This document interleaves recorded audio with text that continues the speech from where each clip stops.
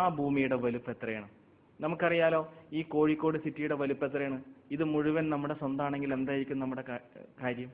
ഇത് മുഴുവൻ ഈ കോഴിക്കോട് സിറ്റി മാത്രം നമ്മുടെ സ്വന്തമാണെങ്കിൽ നമ്മൾ അതാണ് ഏറ്റവും വലിയ ഭാഗ്യം എന്നൊക്കെ പറയില്ലേ, അല്ലേ? അപ്പൊ ഈ ഭൂമി സ്വന്തമാണെങ്കിലോ? ഭൂമി മുഴുവൻ, കേരളം, ഇന്ത്യ, അങ്ങനെ വലുതായി വലുതായി ഈ ഭൂമി മുഴുവൻ നമ്മുടെ സ്വന്തമാണെങ്കിലോ? പിന്നെ അവൻ ഒന്നും വേണ്ട എന്നൊക്കെ നമുക്ക് തോന്നും.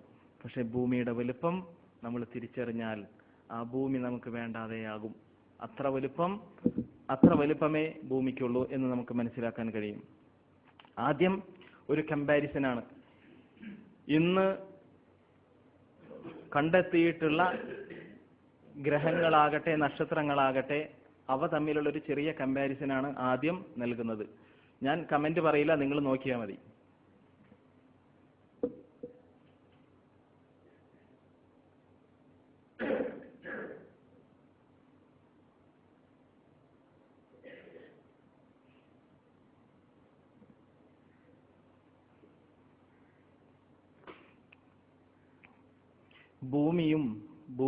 ഭൂമിയോട് കൂടെ സൂര്യനെ ചുറ്റുന്ന മറ്റ് ഗ്രഹങ്ങളുടെയും വലുപ്പമായിരിക്കും ആദ്യം കാണിക്കുക.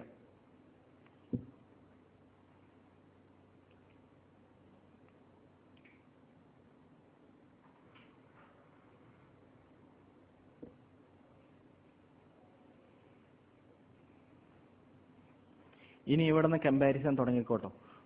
നെപ്റ്റ്യൂണും ഭൂമിയും തമ്മിലുള്ള വലുപ്പമാണ് ഇനി കാണിക്കുന്നത്. ഭൂമി അറിയാലോ, ആ നീല കളറിലെ ഏറ്റവും അറ്റത്ത് കാണുന്നത്.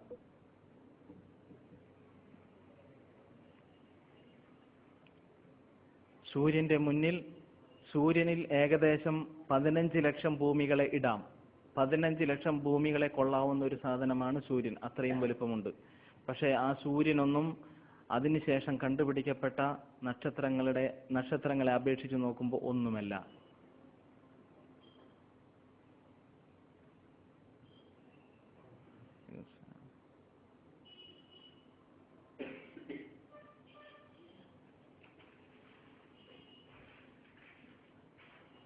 ഇപ്പൊ സൂര്യൻ എവിടെ, ഭൂമി എവിടെയെന്ന ചോദ്യത്തിന് അർത്ഥമേ ഇല്ല. അത്രയും അകലെയാണ് സൂര്യൻ, അത്രയും ചെറുതാണ് ഭൂമി. ഈ ഒരു നക്ഷത്രത്തിന്റെ ഉള്ളിലേക്ക് ഇറങ്ങി പോയി വളരെ അറ്റത്തേക്ക് എത്തിയാൽ ഒരു മൺതരി കാണാം. ആ മൺതരിയാണ് യഥാർത്ഥത്തിൽ ഭൂമിയുടെ വലുപ്പം. ഈ ഒരു നക്ഷത്രത്തിന്റെ വലുപ്പം അളക്കാൻ വേണ്ടി, മനസ്സിലാക്കാൻ വേണ്ടി നമ്മൾ ഒരു പ്ലെയിനിൽ, എയറോപ്ലെയിനിൽ സഞ്ചരിക്കുകയാണ്. 900 കിലോമീറ്റർ സ്പീഡിൽ സഞ്ചരിക്കുകയാണെന്ന് കരുതുക. ഇത് ചുറ്റി റൗണ്ട് അടിക്കാൻ എത്ര ദിവസം പിടിക്കും, എത്ര മണിക്കൂർ പിടിക്കും? അത് 1100 വർഷങ്ങളോളം പിടിക്കും. 900 കിലോമീറ്റർ സ്പീഡിൽ ഒരു പ്ലെയിൻ കറങ്ങുകയാണെങ്കിൽ ആ ഒരു നക്ഷത്രത്തെ ചുറ്റി വരാൻ അത്രയും വലുപ്പമുള്ളതാണ് ഇന്ന് മനുഷ്യന്മാർ കണ്ടെത്തിയിട്ടുള്ള ഏറ്റവും വലിയ നക്ഷത്രത്തിന്റെ വലുപ്പം കണ്ടെത്തിയത് കേട്ടോ. അതിന്റെ വലുപ്പം കണ്ടെത്തിയത്.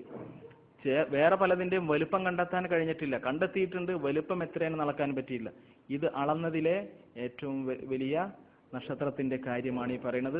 900 കിലോമീറ്റർ സ്പീഡിൽ ഒരു പ്ലെയിൻ പുറപ്പെട്ടാൽ 1100 വർഷം പിടിക്കും അത് ചുറ്റി എത്താൻ.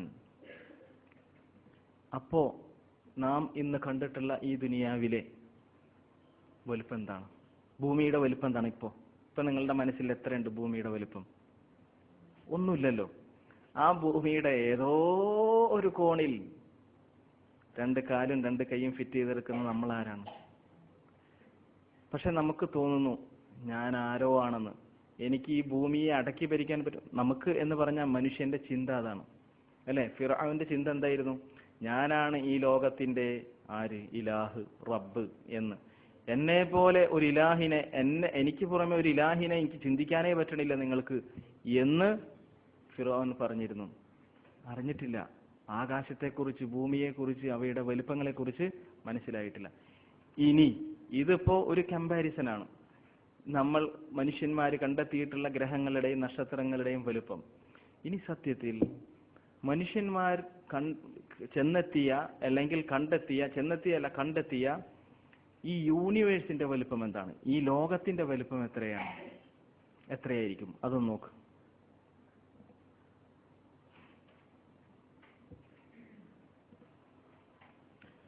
അമേരിക്കയിലെ ഒരു മ്യൂസിയം പുറത്തിറക്കിയ ആനിമേഷനാണ്.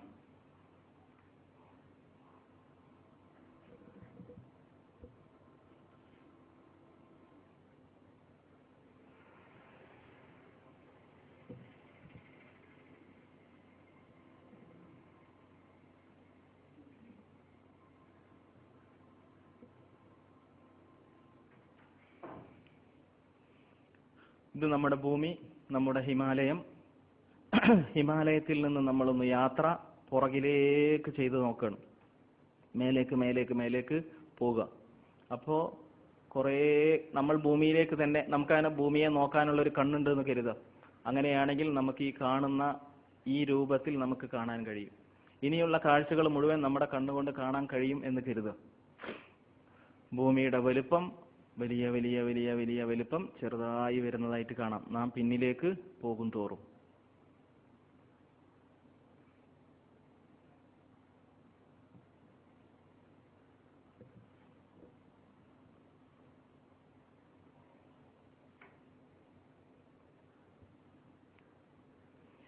ആർട്ടിഫിഷ്യൽ ആയിട്ടുള്ള സാറ്റലൈറ്റുകളുടെ പ്രവാഹവും അതിന്റെ ഭ്രമണപഥമൊക്കെയാണ് കാണിക്കുന്നത്.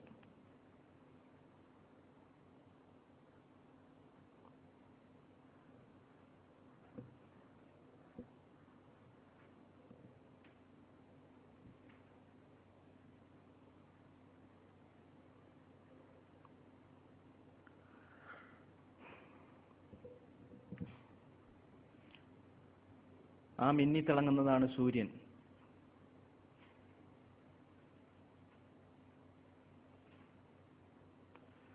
ആ സൂര്യന് ചുറ്റും കറങ്ങുന്ന ഒരു ഗ്രഹമാണ്.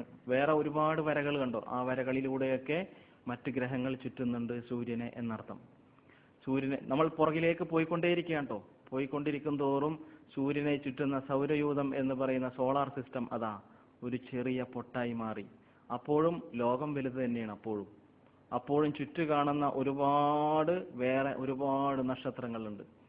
ഒരുപാട് നക്ഷത്രങ്ങളുടെ കൂട്ടങ്ങളുണ്ട്.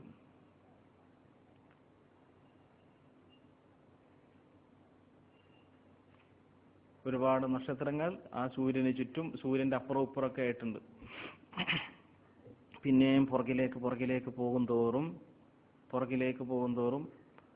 നക്ഷത്രങ്ങളുടെ കോടിക്കണക്കിന് നക്ഷത്രങ്ങളുടെ കൂട്ടമായ മിൽക്കി വേ ഗാലക്സി എന്ന ഗാലക്സിയിലേക്ക് നമ്മൾ എത്തും. ആ ഗാലക്സിയുടെ പുറത്തേക്ക് പോയി ആ ഗാലക്സിയും പിന്നെ പൊട്ടായി.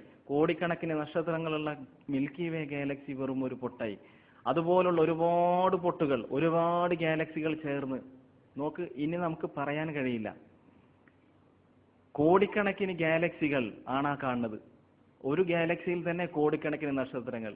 ഒരു നക്ഷത്രം തന്നെ എത്ര കോടിക്കണക്കിന് ലക്ഷക്കണക്കിന് ഭൂമികളുടെയും സൂര്യന്റെയും വലുപ്പം. ഇരുന്ന് ചിന്തിച്ചാൽ മതി. ഈ കാണുന്നത് നക്ഷത്രങ്ങളുടെ കൂട്ടം, എണ്ണിയാൽ ഒടുങ്ങാത്ത നക്ഷത്രങ്ങളും എണ്ണിയാൽ ഒടുങ്ങാത്ത ഗാലക്സികളും അവയുടെ കൂട്ടമാണ് കാണുന്നത്. മനുഷ്യന്റെ കണ്ടെത്തലുകൾ ചെന്നെത്തിയ ഒരറ്റമാണ് ഈ കാണുന്നത്. തിരിച്ചു വരികയാണ്. ഇപ്പൊ കണ്ടെത്തിയ ഏറ്റവും അറ്റത്തെത്തി അവിടുന്ന് സ്ഥലത്തേക്ക് വീണ്ടും തിരിച്ച് പോകുന്ന സ്ഥലത്തേക്ക് തന്നെ തിരിച്ചു പോവുകയാണ്. ഈ കാണുന്നതൊക്കെ ഗാലക്സികളാണ്. അതായത് കോടാനുകോടി നക്ഷത്രങ്ങൾ അടങ്ങുന്ന ഓരോരോ ഗാലക്സികളാണ് കാണുന്നത്.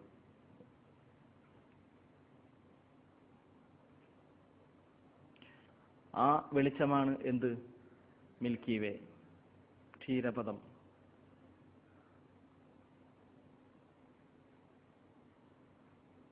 ആ മിൽക്കി വേന്റെ അകത്ത് കയറിയാൽ കോടാനുകോടി നക്ഷത്രങ്ങളെ കാണാം. ആ കൂട്ടത്തിൽ വളരെ വളരെ ഉള്ളിലേക്ക് പോയാൽ പ്രകാശിക്കുന്ന വേറൊരു നക്ഷത്രം കാണാം. ആ നക്ഷത്രമാണ് സൂര്യൻ.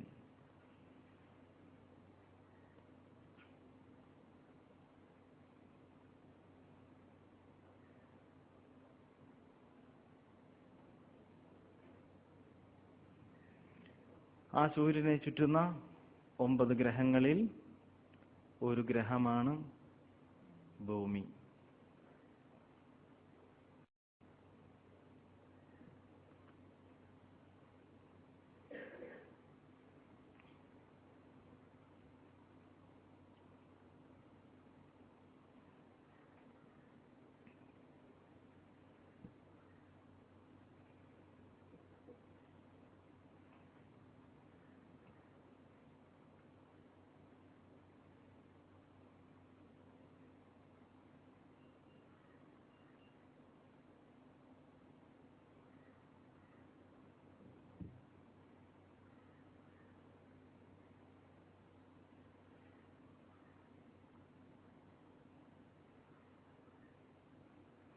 ആ ഭൂമിയിലെ 5 സെന്റും 10 സെന്റുമാണ് ഇപ്പൊ നമുക്കുള്ളത്. ആ നമ്മളാണ് വലിയ ആൾക്കാർ.